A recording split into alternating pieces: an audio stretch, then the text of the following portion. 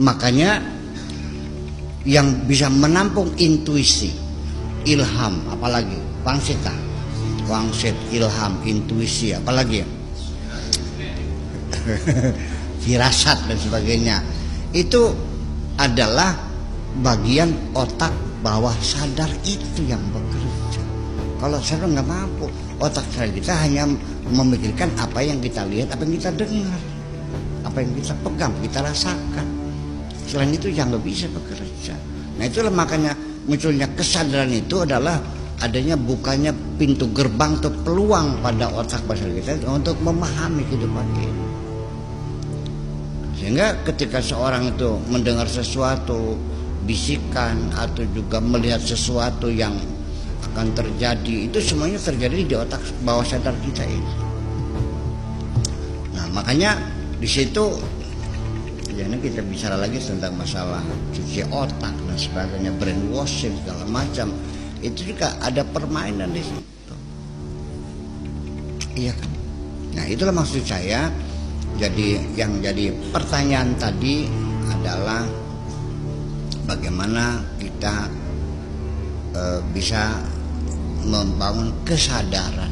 Itu datangnya tiba-tiba, kita tidak menduga, tidak menunggu, tidak meminta.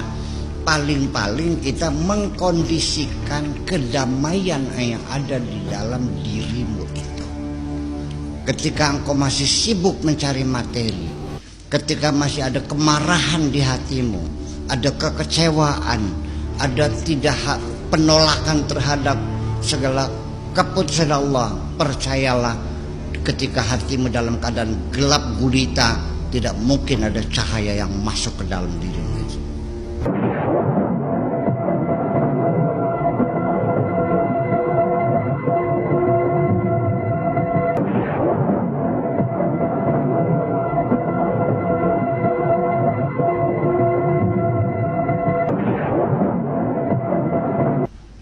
Artinya perawinya Aristoteles.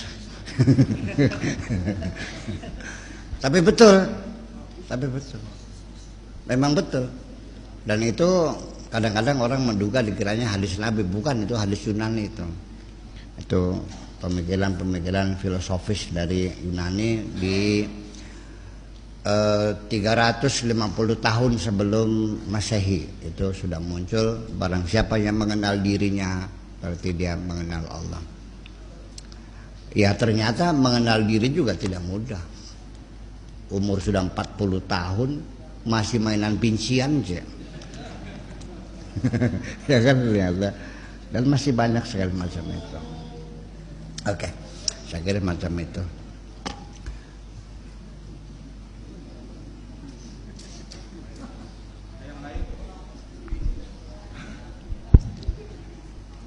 Assalamualaikum warahmatullahi wabarakatuh. Waalaikumsalam. Nama saya Mansur, Bu ya. Tadi di antara penjelasan yaitu nama Mansur dari Tegal Gubuk. Iya. Tadi di antara yang Buya jelaskan yaitu bahwasanya kita dituntut untuk ikhlas dan khusyuk, Bu ya. Saya mau ikhlas dan khusyuk. Ikhlas. Ya. Saya mau menanyakan konsep untuk kita bisa khusyuk itu bagaimana, Bu ya. Terus kita tidak bicara khusyuk ini, ikhlas. Konsep untuk kita biar supaya bisa ikhlas dan di saat kita manakala kita di saat kita sedang berzikir itu yang memotivasi untuk kita khusyuk itu sebagian besarnya yaitu berimajinasi dengan apa yang kita ucapkan, Bu ya. Nah, seperti halnya di saat kita mengucapkan alhamdulillah, hati kita mengimajinasikan sedang memuji Allah, takbir mengagung-agungkan Allah. Tapi untuk tasbih subhanallah itu kita masih kebingungan, Bu ya. Kebingungan apa yang harus kita imajinasikan di saat kita mengucapkan kalimat tasbih, Bu ya.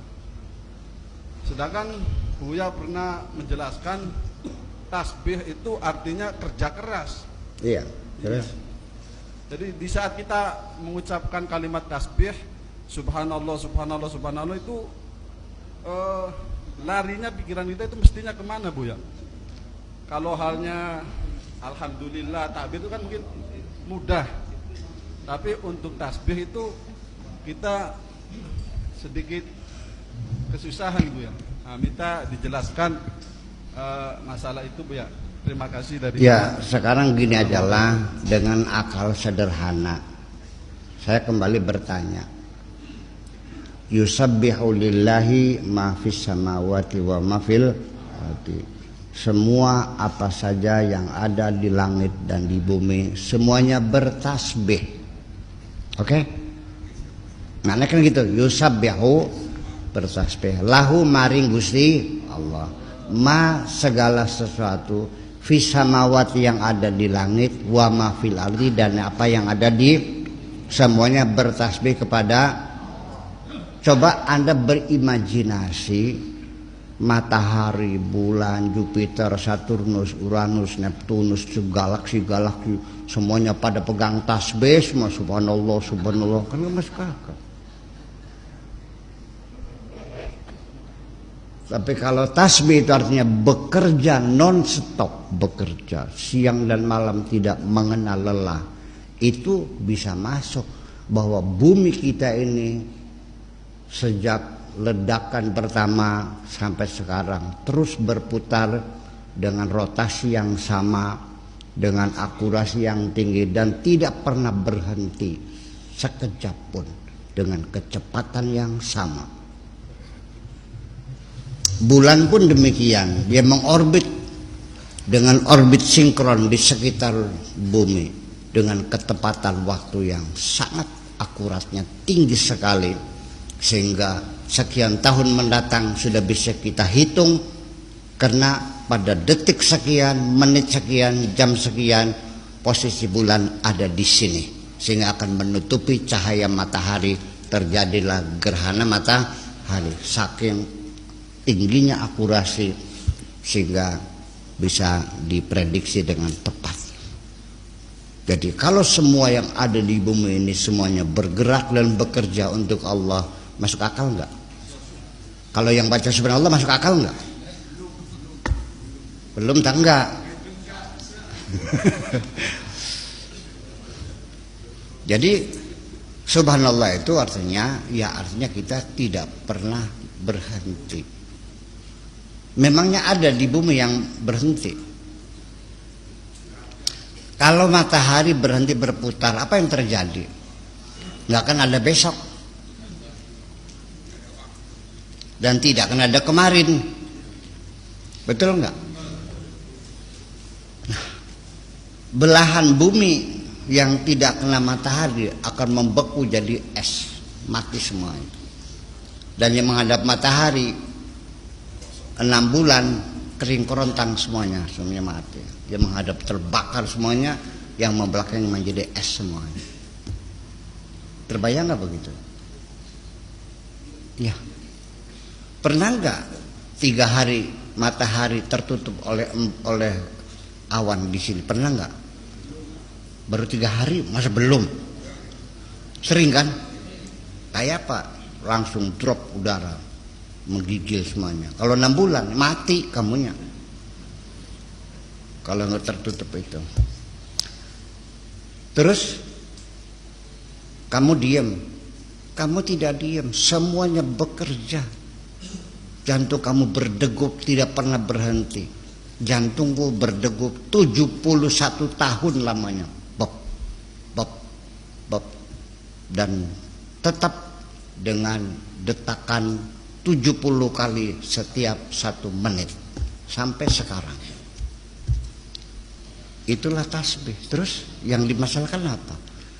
Malah yang gak masuk akal yang baca mewil tasbih. Bagaimana megangnya? Memangnya matahari punya tangan gitu? Terus yang jadi masalah? Di saat kita duduk diam ya, belum kita mengucapkan tasbih, subhanallah gitu ya. Terus? Itu yang mestinya kita bangun dalam imajinasi itu bagaimana?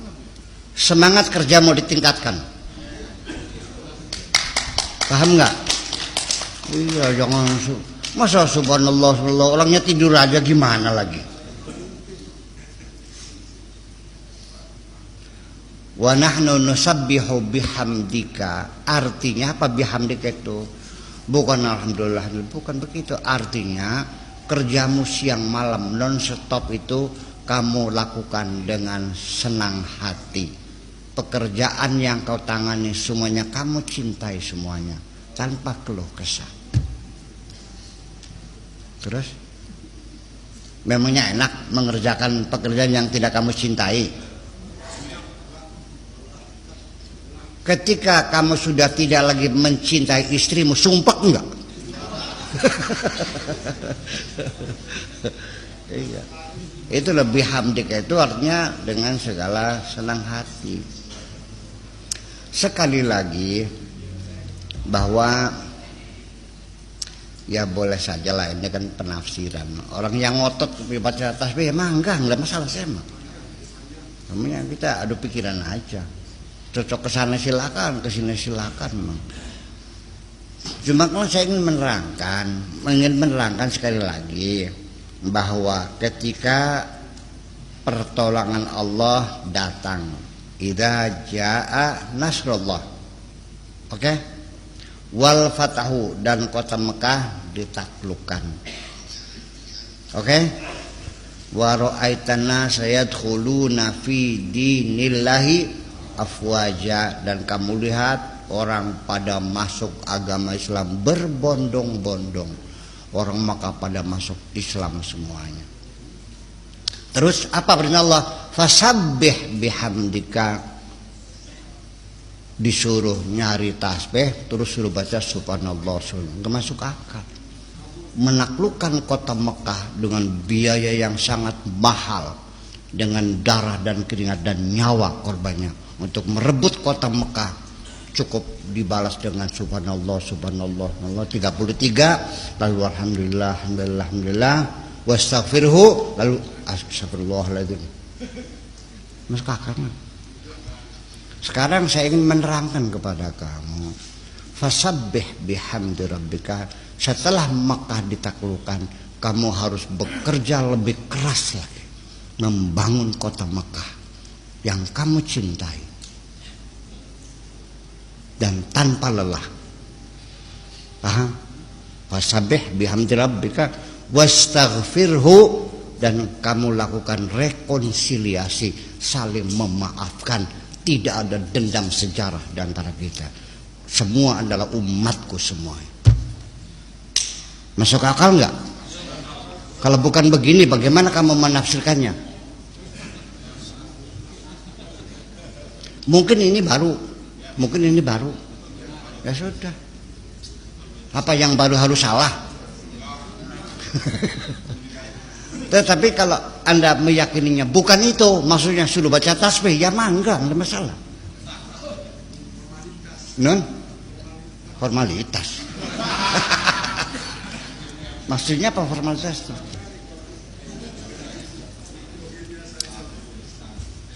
Begini, kita baca subhanallah subhanallah itu namanya self suggestion. Kita menghadapi persoalan menurut pikiran kayak kita ini gagal. Katakan dalam dirimu, aku mampu, aku bisa, aku perkasa, semuanya selesai. Gitu dong, aku bisa, aku bisa. Begitu. Masa nangis? Gak usah. Aku bisa, semuanya aku selesaikan. Kan begitu persoalannya. Jadi itu kan untuk mensugesti diri kita sendiri. Itu maksudnya apa? Begini, oke, kita bicara melebar lah. Apa maksudnya setiap habis sholat, setiap habis acara apa saja, itu selalu Allahumma gfirli wali walidayya wali jamil muslimina wal muslimat wal mu'minina wal mu'minat dan sebagainya. Memintakan ampun kepada mereka, semoga mereka dikasihi oleh Allah, semoga mereka. Maksudnya apa? Betul kamu saling mendoakan? Kok bisa bertempur perang saudara saling bunuh-membunuh? Omong kosong semuanya itu. Berarti apa yang kita ucapkan itu diri kita belum tersugesti oleh ucapan kita sendiri. Betul nggak?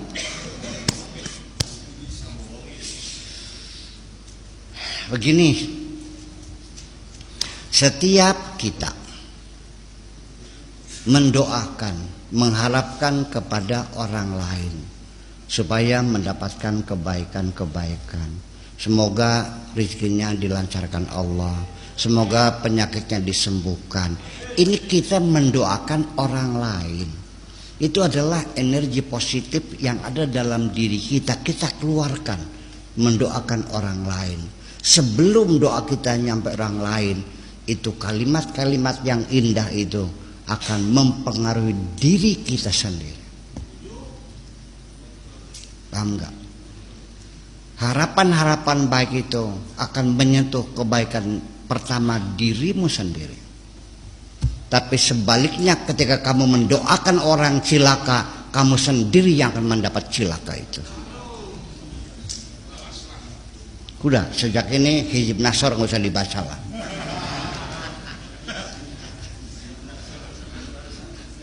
Iya dong. Tapi maksa silahkan itu. Iya, maksudnya saya tidak melarang, menganjurkan saya gitu. Jangan mendoakan orang buruk dong. Setiap kamu mendoakan buruk orang lain, itu akan memantul keburukannya kepada dirimu sendiri. Ada warung tetangga laris. Kenapa kamu cari dukun supaya tidak laris?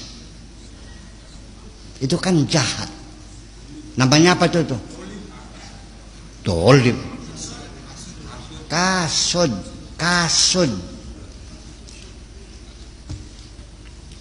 Itu hasud itu virus-virus yang ada dalam diri kita. Iya. Dalam bentuk energi negatif yang ada pada diri kita.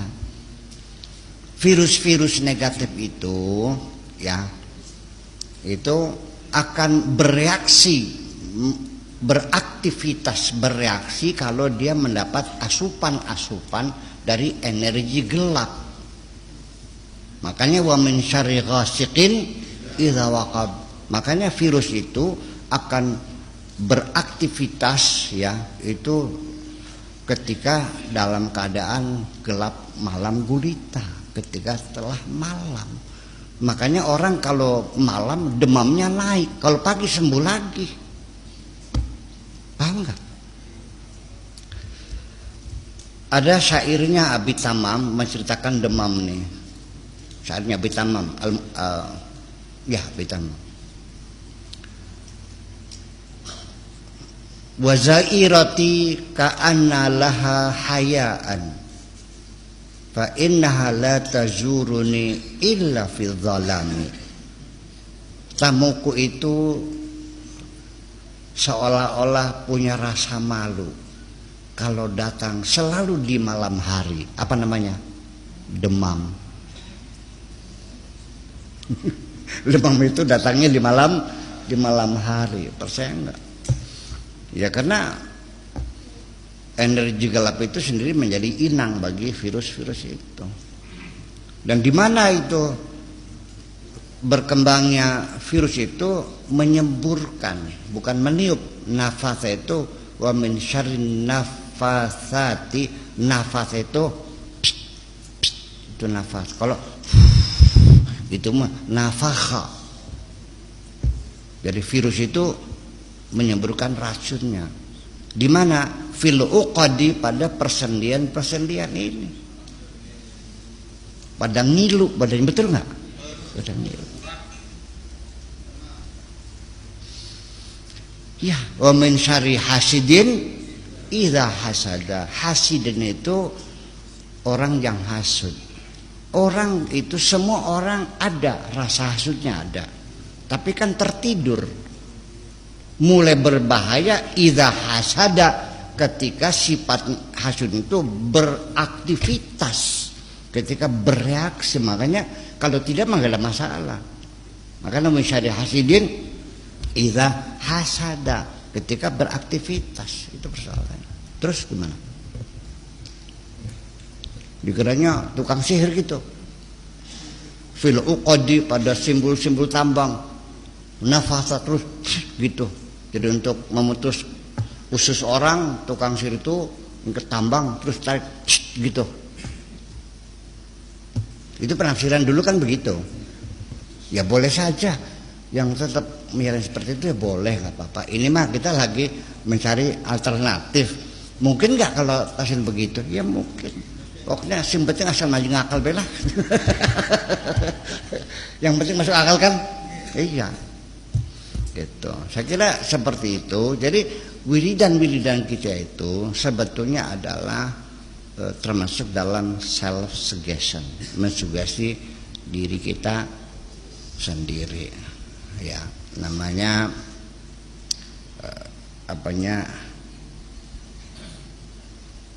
menghipnotis lah begitu kalau salahnya, hipnoterapi ya. Terapi dengan cara hipnotis itu ada dilakukan, sekalipun saya tidak menyetujui pengobatan dengan hipnotis itu, karena bagaimanapun hipnotis itu kesembuhannya sementara kok, nanti kambuh lagi ya. Dan itu sudah ditolak oleh Alfred Adler dan oleh Sigmund Freud ya gitu. Oke. Itu ya. Ini Bu ya, ada pertanyaan dari YouTuber dari Malaysia. Oh ya. Namanya Wan Abdelmat. Wan Abdelmat. Iya, agak bahasa Malaysia. Assalamualaikum, saya dari Malaysia. Ingin bertanya, perlukah kita mengikuti seorang pemimpin yang mempersendakan ulama? Mempersendakan kalau bahasa Indonesia kurang lebih menjelekkan ya. Apa? Merendahkan. Mempersendakan. Kalau bahasa Indonesianya kurang lebih menjelekkan kan. Mengolok-olok, menjelekkan. Sedangkan ulama itu warasatul anbiya. Oke, saya bertanya dulu. Ada enggak kiai yang menjelek-jelekan kiai?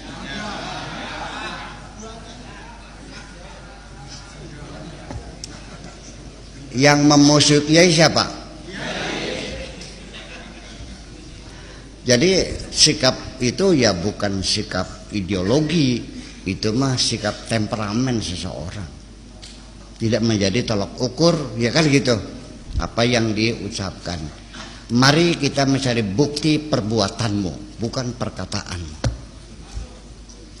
Ya, boleh saja orang itu bilang kiai, tapi dia sikapnya mendukung, bisa. Ya, itu hanya taktik saja, bisa saja. Betul nggak? Itu persoalannya. Tetapi bagaimanapun, apalagi itu hanya memperolok-olokkan, tetap saja dalam beragama Islam itu ada tuntutan dalam beragama ini, yaitu menjaga kondusivitas, menjaga keamanan, menjaga stabilitas, menjaga kedamaian, menjaga kerukunan. Itu merupakan bagian dari rukun-rukun agama sebetulnya mah. Cuma tidak dimasukkan oleh orang zaman dahulu. Rukun agama hanya 3, rukun Islamnya 5, kan gitu. Rukun imannya 6. Ya kenapa? Padahal itu tidak mungkin terjadi kalau hidup kita bernegara dalam keadaan kacau balau, perang saudara. Ya. Dalam kaidah usulnya sesuatu yang tidak bisa dihindarkan untuk melaksanakan suatu kewajiban, maka sesuatu itu menjadi wajib. Malayatimu wajibu illa bihi fahuwa, kan begitu persoalannya. Nah, disitulah makanya petunjuk dari Allah sendiri, ati Allah wa ati Rasul wa ulil amri minkum, nurut Allah, nurut Rasul dan pemimpin. Kita ada penekanan agama, kita harus menghormati pemimpin. Siapapun yang jadi pemimpinnya kita hormati. Nah, Kalau Mu'tazilah, kalau pemimpin itu zalim, pemimpin itu diktator, harus dilawan. Kalau ahli sunnah wal jamaah, seberapapun diktatornya, tetap kita tidak boleh melakukan pemberontakan, karena kediktatoran itu sendiri lebih baik daripada demokrasi yang kacau balau. Betul nggak? Diktator mungkin 1, 2, 3 kiai yang dipenjara, tapi negerinya aman, daripada demokrasi kacau balau. Itu kan akidah daripada ahli sunnah wal. Iya dong. Kamu mah kalau ahli sunnah ujung-ujung tahlil. Kalau ahli sunnah marhaban, dan lunya kok tidak substantif ngomong tuh. Iya, itu sekali. Makanya bagaimanapun ahli sunnah wal jamaah itu dalam sejarah Islam selalu menjadi golongan mayoritas, karena dia mengambil sikap moderat, yaitu tidak suka melakukan pemberontakan, tetapi melalui perundingan, negosiasi, melalui bargaining, melalui kompromi, ya kan, memperbaiki situasi dan kondisi, tidak dengan kekerasan. Itu aja kok. Jangan mengangkat senjata. Enggak. Nih, Abul Hasan al-Asy'ari atau Asy'ariyah itu sesungguhnya keras itu sebetulnya pikirannya mah, ya, dalam indoktrinasi agamanya dia keras melawan pemerintah, tapi berupa pemikiran-pemikiran. Maka oleh raja dibiarkan. Kenapa tidak ditumpas? Ya biarkan saja. Kan itu kan hanya sekedar ngomong, kecuali kalau dia bawa senjata baru kita habisin, kan begitu persoalannya. Paham begitu? Iya. Jadi kamu lihat ahli sunnah wal jamaah, coba buktikanlah, jaga kondisi negeri ini yang sebaik-baiknya. Ya dong. Toh bagaimanapun pemimpin sediktatornya pemimpin, dia tetap manusia, masih bisa diajak berunding, bisa diajak bicara, masih bisa ada masukan kok. Paham begitu? Itu aja persoalannya.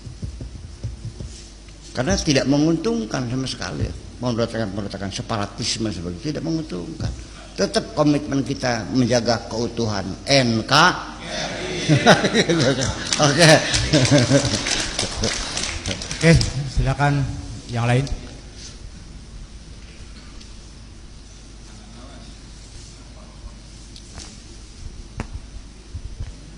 Assalamualaikum, saya Yayat dari Kuningan, Bu ya. Ada nama Yayat dari Kuningan, Kabupaten Kuningan, Cigugur, Palutungan, dekat Gua Maria. Rumah saya nempel dengan Gua Maria Cigugur. Palutungan. Ada 2 pertanyaan yang ingin saya tanyakan. Pertama, hampir seluruh pengikut thariqat itu berkeyakinan bahwa mursyid dan wali itu bisa memberikan syafaat seperti Rasulullah memberi syafaat umatnya.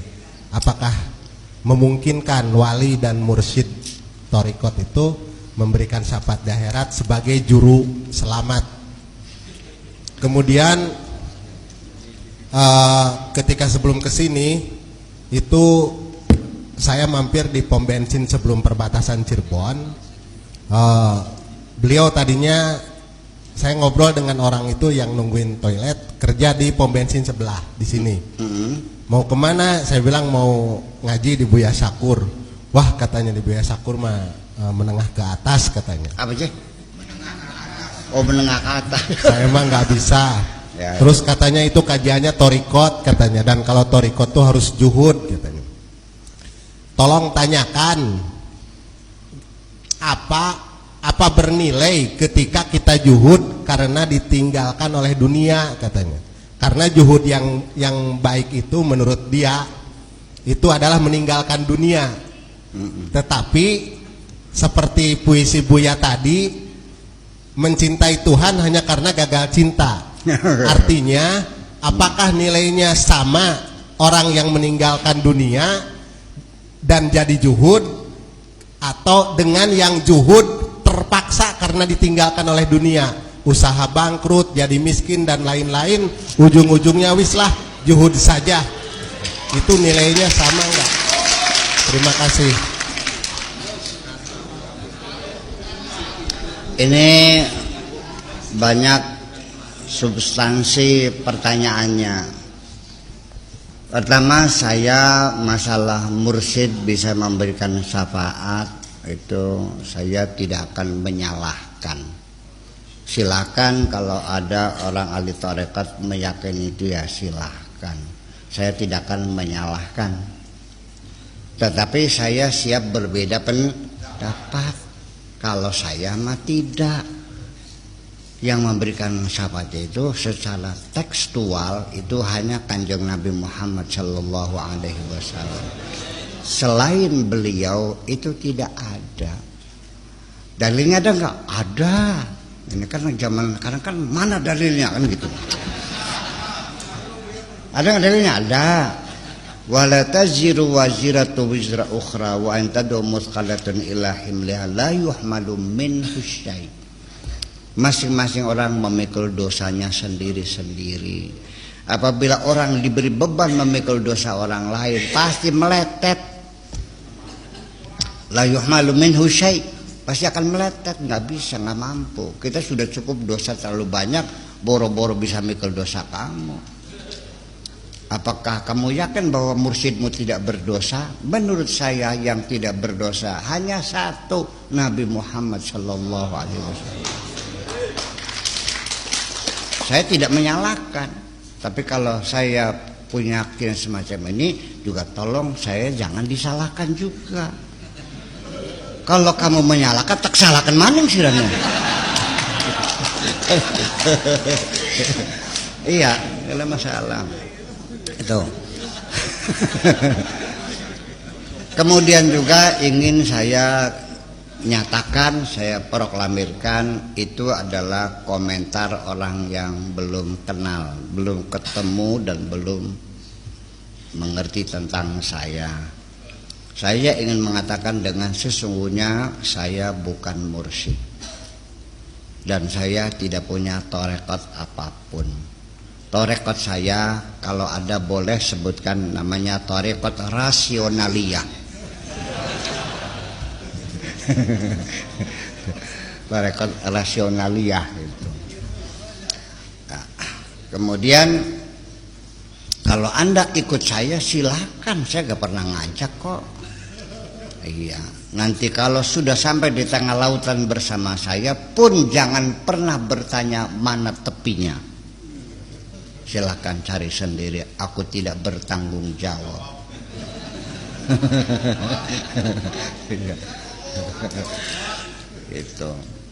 Itu.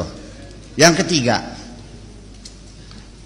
persoalan zuhud, apakah itu karena gagal cinta? Itu adalah makhluk-makhluk imajiner yang sudah saya sampaikan dalam sajak itu. Jangan katakan bahwa Buya pernah gagal cinta. Tidak, saya tidak pernah gagal cinta. Saya dulu punya wajah yang lucu banget sehingga banyak perempuan yang tergila-gila. Iya, saking gantengnya. Jadi saya itu adalah makhluk imajiner. Seorang sastrawan itu adalah punya punya cadangan makhluk-makhluk imajiner. Ya seperti itulah kira-kira. Jadi persoalan apakah orang itu bertobat secara dari keterpaksaan atau dengan sukarela, saya tidak mempermasalahkan 1001 jalan menuju Roma. Apakah terpaksa karena penyakit? Ya kan, karena penyakit sepilis lalu dia bertobat. Apa karena sudah tua nggak laku-laku? Iya, di sana manyu, nggak ada yang datang kan gitu. Dulu mah masih muda, ngantri dulu mah. Sekarang manyu. Ada juga anak SD 2.000 bayarnya lagi. Ya kan, karena sudah nggak laku dia pulang dan bertobat, nggak ada masalah. Iya kan, atau karena dikawin oleh orang Amerika kaya raya, akhirnya dia juga selesai kembali kepada jalan hidup yang benar, iya kan? Atau karena mendengarkan pengajian Buya Syakur. Nah, itulah.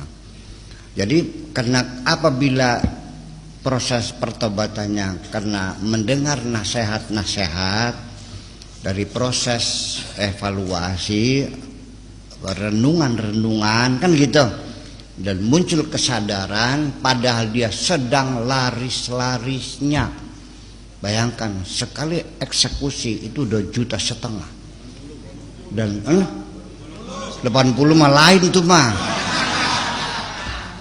Ini mah yang di sana, yang di apa, Alexis. Ya kalau sehari bisa melayani 4 orang kan 10 juta. Gaji siapa sehari 10 juta?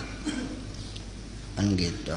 Di tengah larisnya itu dia tersadar karena buka-buka YouTube dari cadang pinggan bicara tentang rohani, dia tersadar iya saya nanti bakal tua, bakal mati. Akhirnya dia menangis dan kembali. Nah kalau itu terjadi, itu namanya taubatan nasuha, dari nasihat-nasihat yang terus menerus. Nasuh itu lil mubalaghah. Ghafur selalu mengampuni, kafur selalu kafir, syakur selalu bersyukur, nasuh selalu menasehati. Proses panjang dari perenungan-perenungan di malam hari dan sebagainya, itu taubatan nasuha. Kalau kena penyakit ya tobat juga. Sah enggak? Ya sah, apa enggak? Gitu. Dan kalau pertobatan tidak ada syarat apapun, cepat kalau nggak, jangan tunggu ntar besok, nggak usah sekarang, cepetan. Gitu. Sebab nanti dirampok setan lagi. Iya. Ya soalnya saya sudah pernah cerita, ini banyak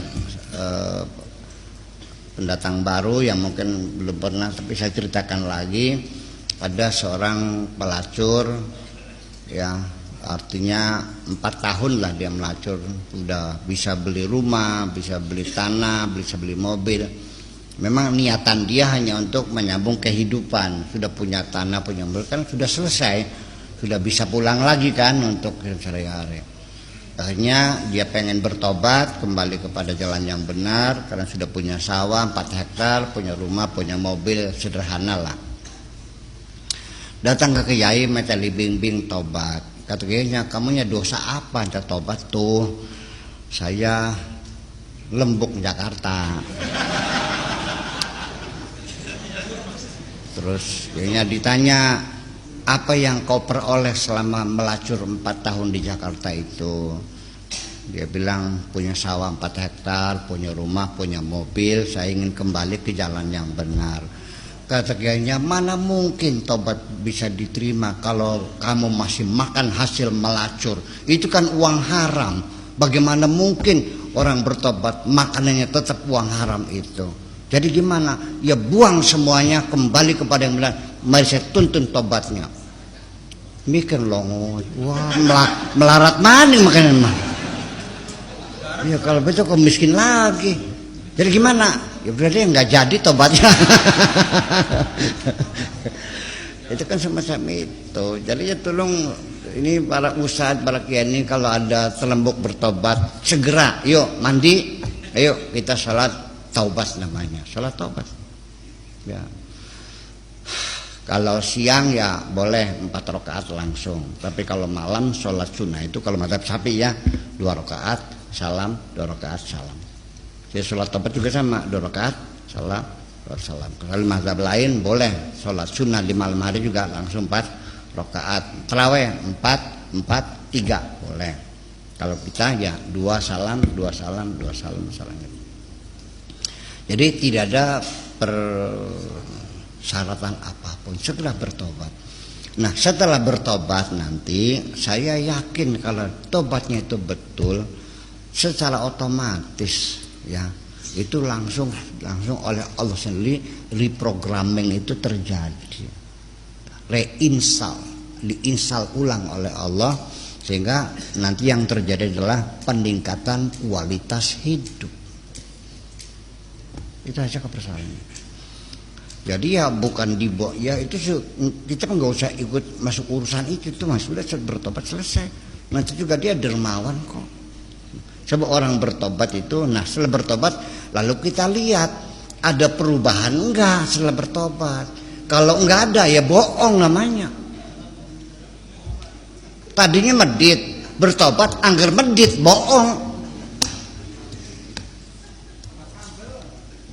Ya mending sabel. Nah, itu. Jadi zuhud pun sama, apakah dia dari kesadaran sendiri karena baca-baca buku-buku motivasi, ikut ceramah ke sana kemari, akhirnya sehingga dia sadar memang ternyata betul juga sih hidup ini tidak bisa sendirian.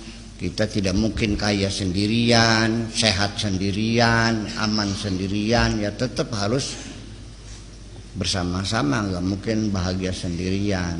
Sehingga akhirnya yang tadinya dia orang yang sangat ambisius, sangat kikir, akhirnya karena kezuhudannya itu tidak dunianya dibuang, tidak. Ya, kezuhudan orang yang kaya itu adalah dibuktikan dengan hartanya adalah bermanfaat untuk dirinya, untuk keluarganya, untuk saudaranya, untuk masyarakatnya. Zuhud itu bukan miskin. Zuhud itu menghilangkan hubbud dunya. Paham nggak? Jadi itulah makanya saya ingin sebetulnya lama dulu sejak saya masih di Jakarta, kita dulu udah ada kesepakatan kerjasama dengan Nurholis Majid.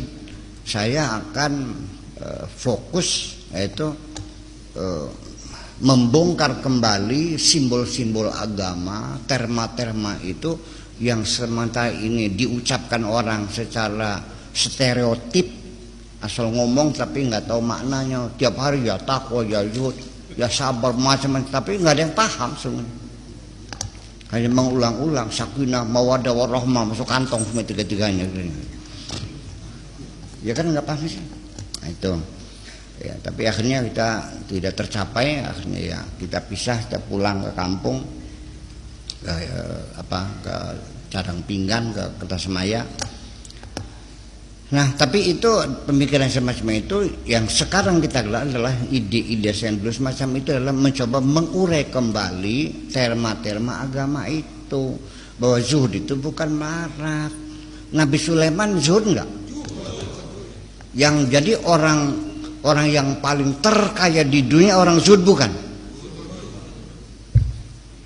Siapa bilang zuhud miskin? Enggak ada hubungannya. Itu urusan hati. Bahwa orang yang hatinya mencintai dunia itu berarti dia tidak berzuhud. Kalau orang yang hatinya sudah tidak lagi mencintai dunia, itu namanya zuhud. Orang zuhud bisa kaya enggak? Bisa miskin enggak? Orang yang cinta dunia bisa miskin enggak?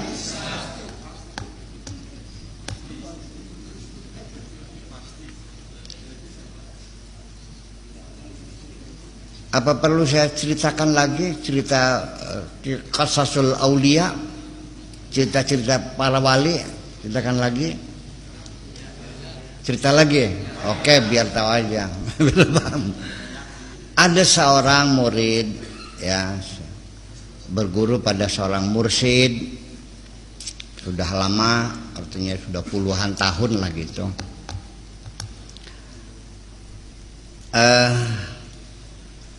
Lalu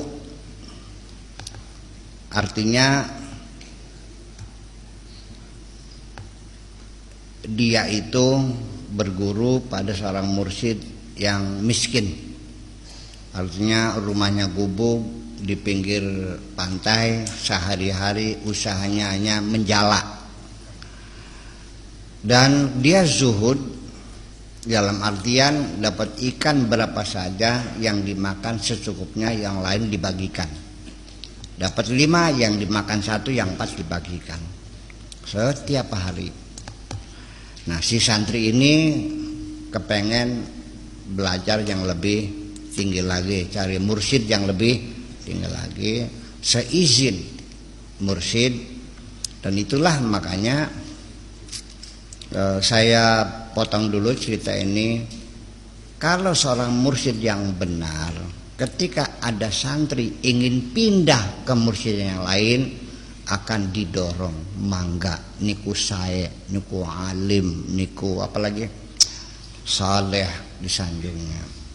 Tetapi ketika orang itu bukan mursyid, akan mengatakan begini, kamu dari mondok saya mau mondoknya Kiai Sakur, ya TK lagi tuh mah.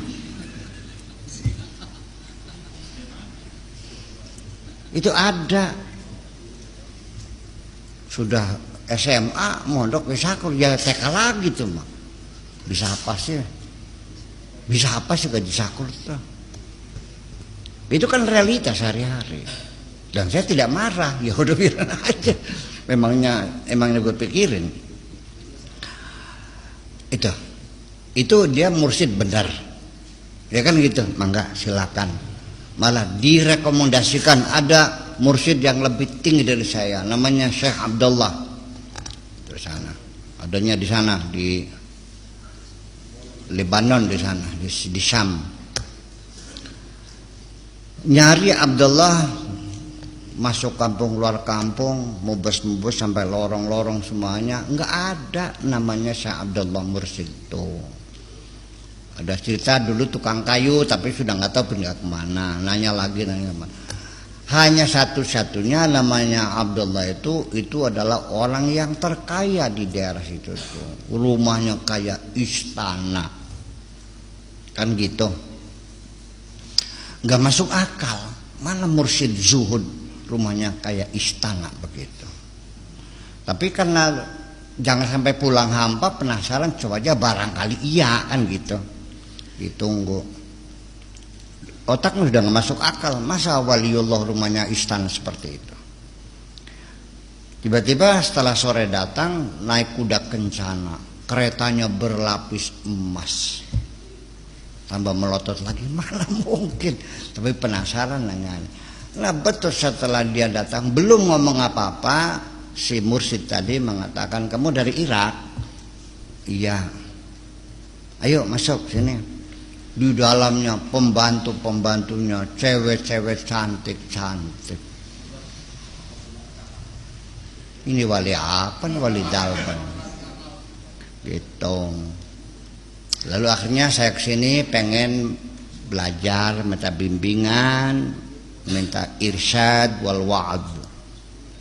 Kata Syekh Abdullah, nggak bisa, saya sibuk karena raja lagi banyak urusan, sehingga saya diperlukan untuk negara yang lebih luas lagi, ngurusin santri satu persatu, ya kehabisan waktu, saya lagi ngurusin yang lebih penting lagi.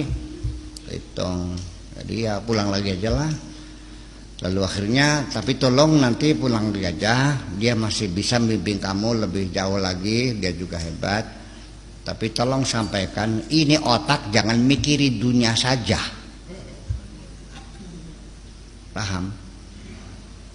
Begitu pulang, kata mursyid yang ada di Irak itu nanya, apa? Nah pulang lagi, nggak bisa kan? Jadi gimana ya? Mau mondok lagi sini? Ada pesan apa buat saya? Nggak ada, bohong. Bilang apa? Nggak bilang apa, jujur aja. Akhirnya dikatakan, dia pesan, otakmu katanya jangan mikiri dunia saja. Akhirnya dia pun menangis, bertobat pada Allah. Ternyata dalam kehidupan yang miskin masih mikiri dunia juga. Setiap akan melemparkan jala, barangkali itu dapat emas. Itu di sana yang kaya raya, rumahnya banyak emas, tapi tidak pernah emas itu masuk ke dalam hatinya. Saya kira harus Anda pahami bahwa zuhud ini adalah pola hidup yang membuat kita menjadi bahagia dan nyaman. Bukan menyiksa dirimu. Salah paham kamu. Dikiranya zuhud itu ngajak kamu sengsara. Tidak. Saya ingin mengajak kamu bahagia. Dunia itu ditaruh di laci, dikunci, jangan masuk di hati. Apa artinya kamu itu masuk di hati semua sertifikat, tanah, pabrik mau masuk ke semua, sehingga kamu nggak bisa tidur? Ngapain? Tersiksa dengan duniamu itu. Tidurlah yang nyenyak, makanlah yang lahap, badannya sehat, semua orang bermanfaat. Iya, dunia kamu banyak, gak bakal habis sana ratusan hektar.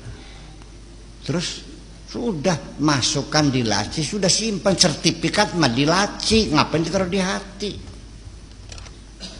Paham nggak? Jadi zuhud itu bukan ngajak melarat, saya ngajak bahagia supaya kamu bisa tidurnya nyenyak, makanya lahap.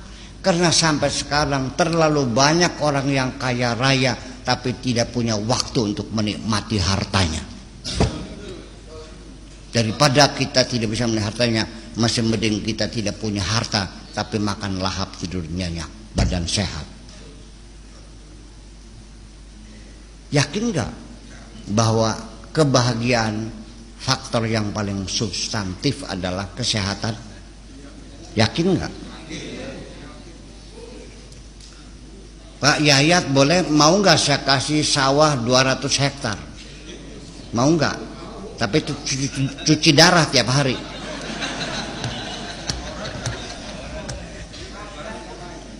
Ya udah deh, sakit gigi yang nggak sembuh-sembuh dah.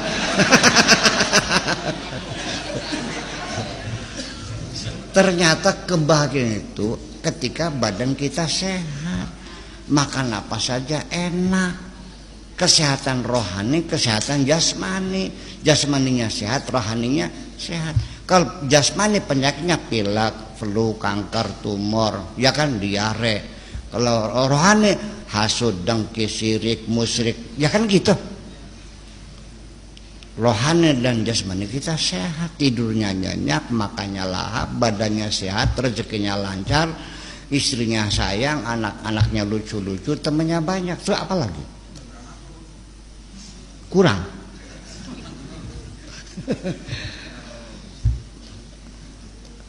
Pak Rahmat, enak mana sate sama kepala ikan asin?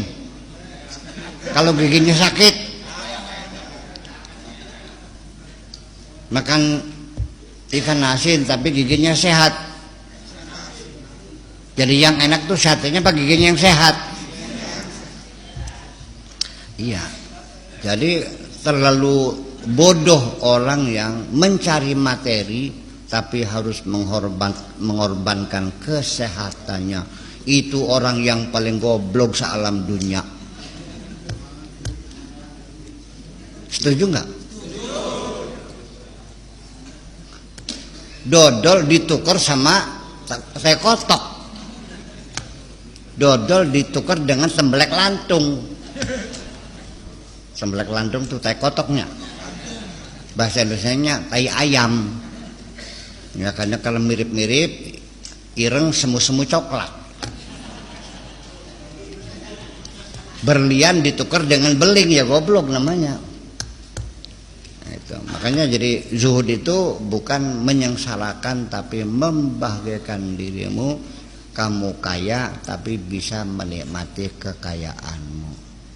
Dengan zuhud kamu miskin, sekalipun miskin kamu tetap bahagia. Paham? Orang zuhud ini miskin bahagia, kaya apalagi. Orang zuhud ini sakit bahagia, sehat apalagi. Orang zuhud ini goblok bahagia, pinter. Tapi kalau tidak punya sikap zuhud, keserakahan dan mengumbar nafsu, hidup sehat susah, sakit apalagi, hidup kaya sengsara, miskin apalagi. Udah paham definisi zuhud? Jadi ini persoalannya karena kesalahpahaman, dan kita nggak usah marah, kita jelasin saja. Nggak masuk akal, saya jelasin lagi, sampai mati nggak mau paham, ya udah selesai. Ya kan begitu. Betul bahwa kita terangkan saja bahwa zuhud itu seperti ini, seperti ini. Jadi artinya bahwa begini, mencintai dunia, mencintai wanita, mencintai harta, mencintai jabatan, apapun yang kau cintai selain Allah menyebabkan kamu susah tidur. Tetapi sejak engkau mencintai Tuhanmu, tidurmu lelap, makanmu lahap, badanmu sehat. Terus apa lagi? Iya kan?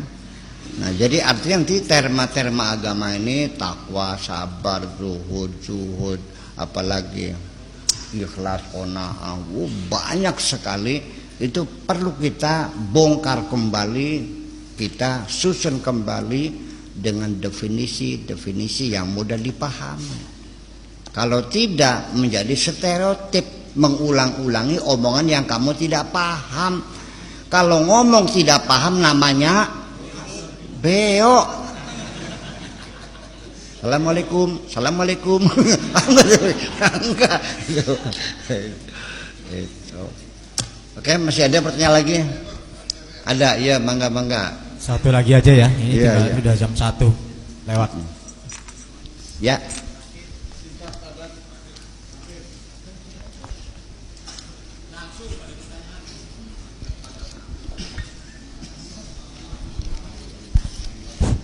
Bismillahirrahmanirrahim. Assalamualaikum warahmatullahi wabarakatuh. Waalaikumsalam. Nama saya Sukardi, Buya, dari Jengkok. Tadi Buya telah menerangkan bahwa ketakwaan adalah suatu kewajiban bagi kita. Definisi daripada ketakwaan itu adalah kehati-hatian atau waspada. Nah, kehati-hatian atau waspada ini akan menimbulkan sesuatu kesadaran, Buya. Membangun sesuatu kesadaran itu bangun dari sebuah mimpi, Buya, itu seperti apa? Suatu contoh begini, Buya. Saya tidur, ketika saya tidur itu pemikiran saya itu lepas, artinya bermimpi, dan jasad kita itu di sini aliran darah itu masih bergerak, napas masih keluar masuk, jantung masih bergerak, sehingga kesadaran itu akan timbul kembali. Nah, setelah semuanya seorang itu kematian, jasad itu semuanya mati, artinya jantungnya tidak bergerak, darahnya tidak mengalir, napasnya tidak, apakah memang kesadaran itu masih ada? Nah, kesadaran seperti apa? Kesadaran yang artinya seperti dunia akhirat itu seperti kesadaran seperti apa, Buya? Gitu, mohon diterangkan, Buya. Terima kasih, Buya. Iya.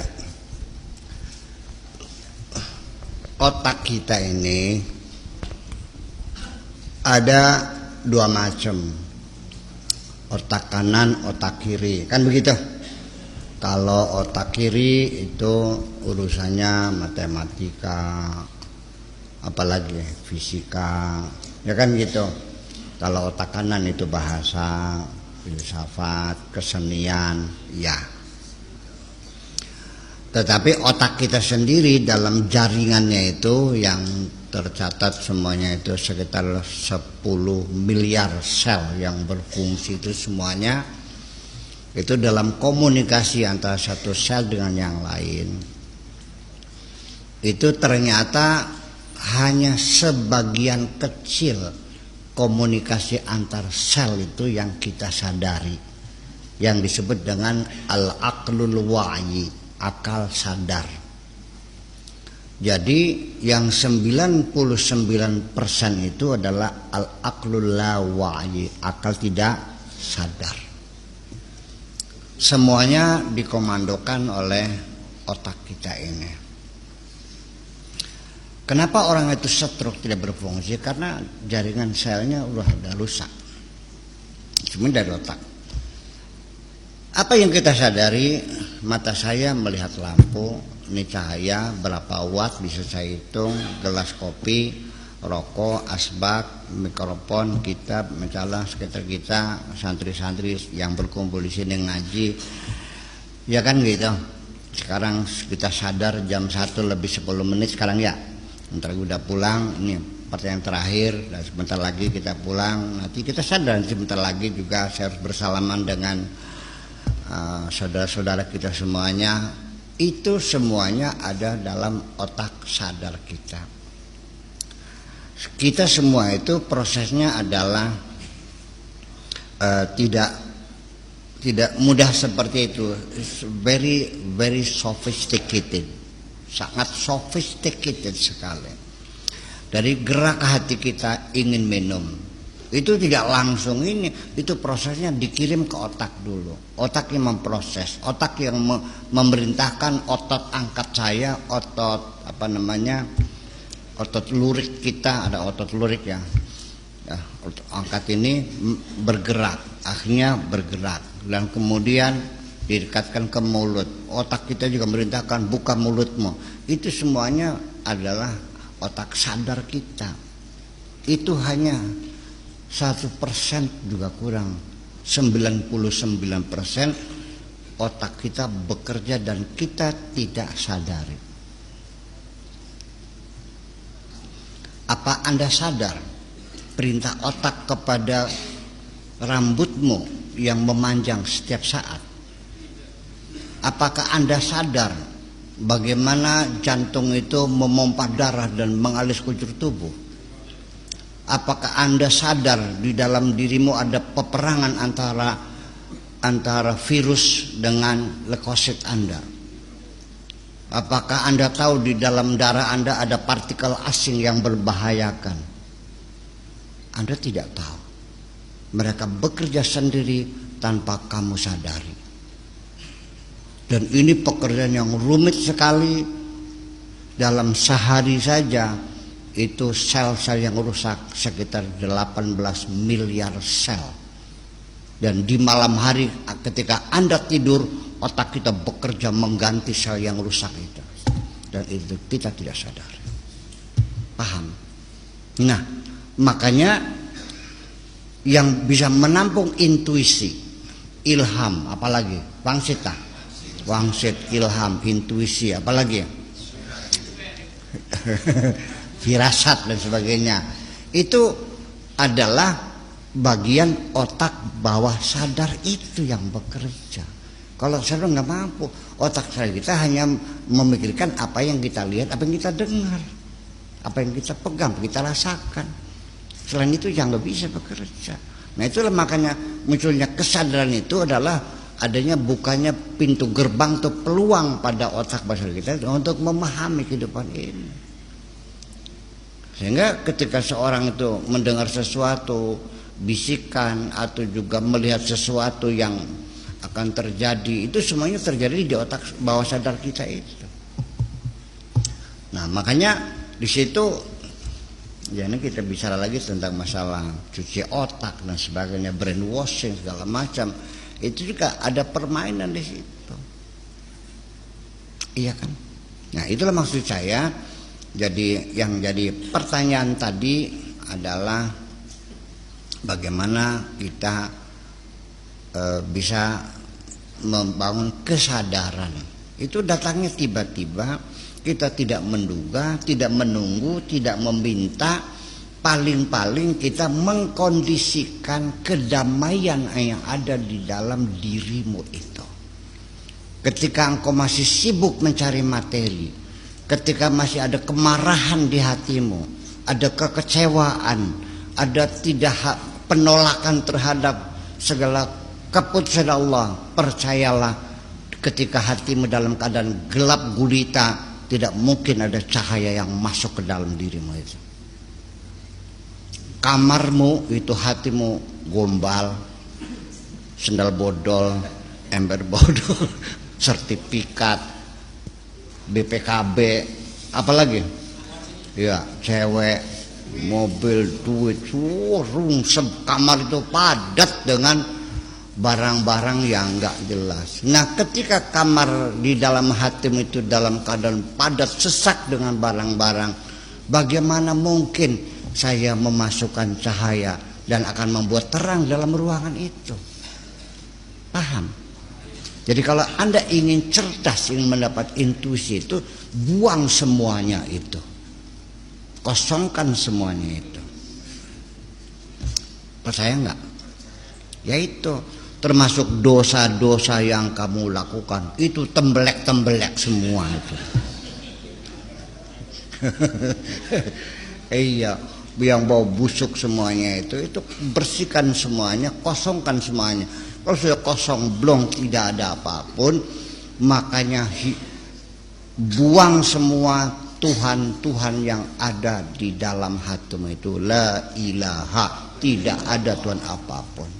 Setelah kosong semuanya, baru yang masuk satu, illallah. Paham? Nah, itulah persoalannya.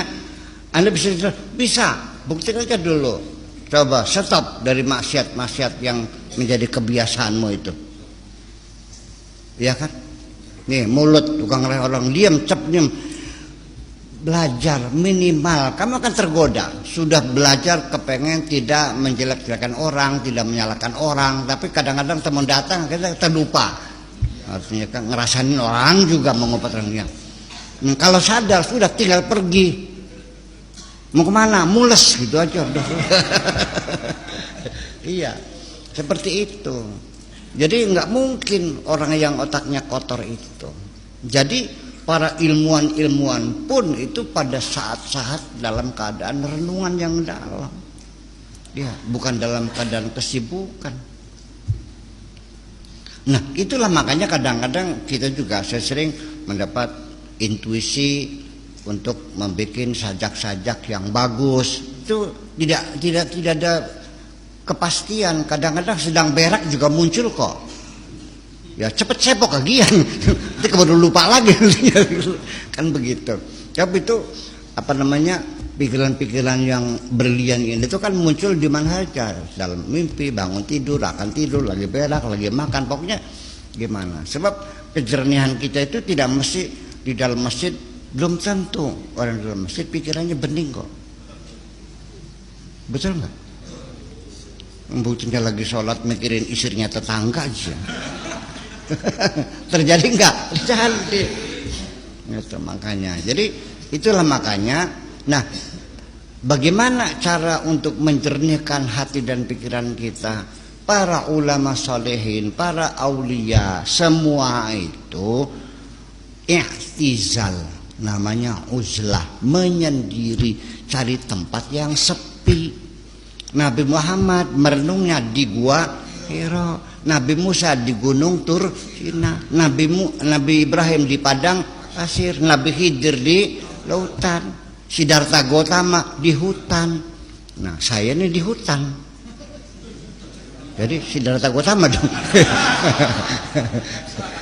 Iya, cari gua nggak ada di sini nih. Ya kan, nah, itu. Nah, saya kira nanti Pak Yayat boleh kapan-kapan ikut ke laut, ke Tegalagung malam Sabtu, ikut istighosah sana kan gitu, sambil menyalurkan hobi kita mancing barangkali kan gitu. Boleh nggak mancing? Boleh. Saya juga sering dapat ilham sambil mancing kok. Iya. Ketika kitab di hadapan muka, nggak kebuka otaknya, sedang mancing kebuka semua. Itu, nah, ya itulah persoalannya. Jadi ya, coba kita kembalikan. Bisa nggak Anda membuka otak bawah sadar Anda? Bisa. Persyaratannya itu, minimal kalau menghilangkan dosa yang mungkin sulit, cobalah dikurangi sedikit demi sedikit. Imam Syafi'i sudah bilang, bukan Imam Syafi'i, gurunya Imam Waqi', guru Imam Syafi'i itu, fa innal ilma nuru min ilahi wa nurullahi la yu'ta li'asi. Tidak akan masuk ke dalam orang yang otaknya banyak kemaksiatan itu. Itu aja kok. Gus paham? Oke, assalamualaikum. Aduh. Yuk.